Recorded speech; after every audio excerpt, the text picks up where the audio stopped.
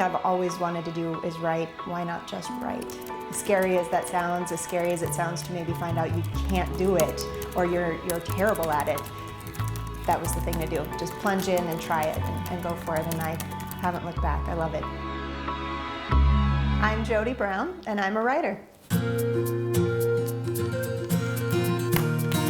I wrote a book called Upside Down Kingdom. Upside Down Kingdom is a work of fiction, but it's very, very closely based on my life when I was living in Washington, D.C. I lived there for about 5 years, and the book takes place in 2, so these are a lot of experiences and a lot of happenings condensed down to a 2-year period, and I clobbered them all onto the main character, Amy, so she has to deal with a lot in a small amount of time.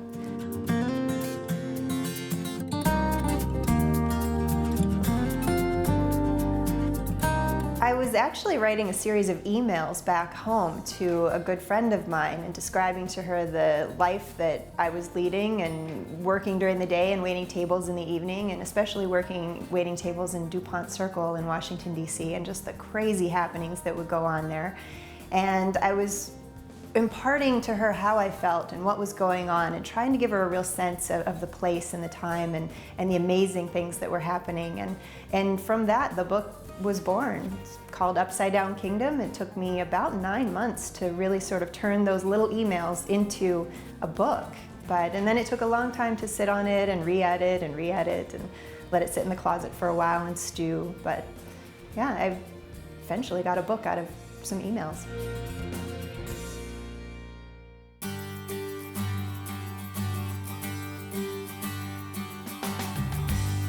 Upside Down Kingdom, I think, is my love letter to DuPont Circle, to the neighborhood, to all the amazing goings-on that are happening there on a daily basis. We would, in our little coffee shop, we would have a purse snatcher running in one door and somebody jumping into the other side of the restaurant into the doorway saying, "I just got hit by a car outside." And so there's someone waiting for medical attention, somebody else dealing with the purse snatcher. There were men in business suits riding through on rollerblades trying to get a cup of coffee. It was a circus. It was a complete circus. And in the middle of this kind of atmosphere, if you can find yourself and you find yourself happy and you can find that you accept yourself, others are accepting of you for your good and bad and all of everything, all the problems, all the good and bad. They can accept you and you find that you can accept them. Good, bad, messy, doesn't matter. You're very accepting, very non-judgmental. It changes the way that you think about the world and the way that you can go about moving from place to place or visiting different places and see things through other people's eyes. It really changed my life and my perspective. So I was very happy to write a book and sort of hope that I could open up others' eyes to the different things that are going on around you and the way that you can love them. But I had a waitress job at a fun restaurant just like that. No waiting period, no major interview process, no references to check ahead of time. Just show up Tuesday and hope not to make a fool of myself. This moment would propel my life in an entirely new direction. I was no longer Amy Ash, boring secretary. I was Amy Ash, secretary and waitress. Mr. Harvey laughed. "No wonder you ended up in D.C. Look around you," he said. "This is fiction."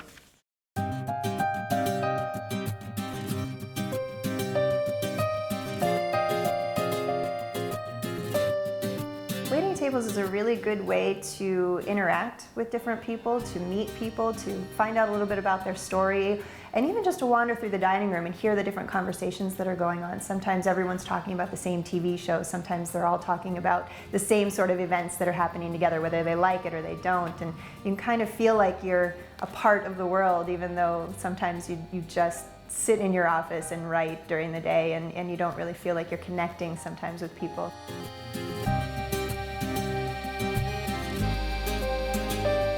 Even as a little kid, I thought I would write and I would do something else for a real job that would pay the bills, and then on the side I would write. And I always thought that.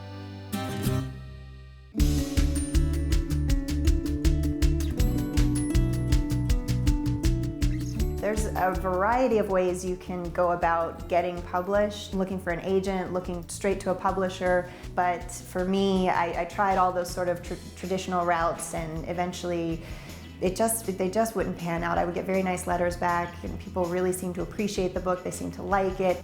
So you just kept sort of, just when you could see through that door, it would slam in your face again, and it just got very frustrating. And for the longest time, I just thought, if only I could get this book into the hands of anybody, just into the hands of the masses. I think it can stand on its own. I think it's got merit, and I think it's a good book.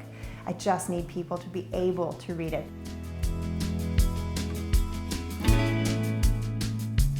Ultimately, I self-published Upside Down Kingdom, and I now have to be a promoter as well, and a huge learning curve for me. I'm balancing writing and promoting and speaking, and for somebody who's a little quieter and would normally stay at home and just sit in the room and write, this is a big change for me. So, but I'm working on it. I have to now promote and sell, and it's a new skill to learn, but I figure if I can sell you a steak, I should be able to sell you my book.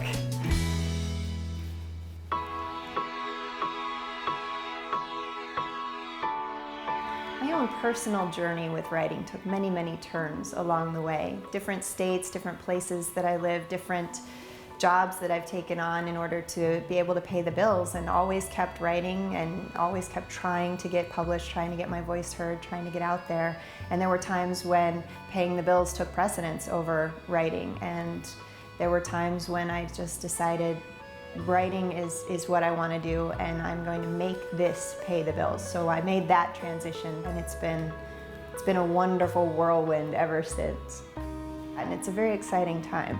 I'm hoping to pay the bills just with writing, and then everything else I do can be gravy.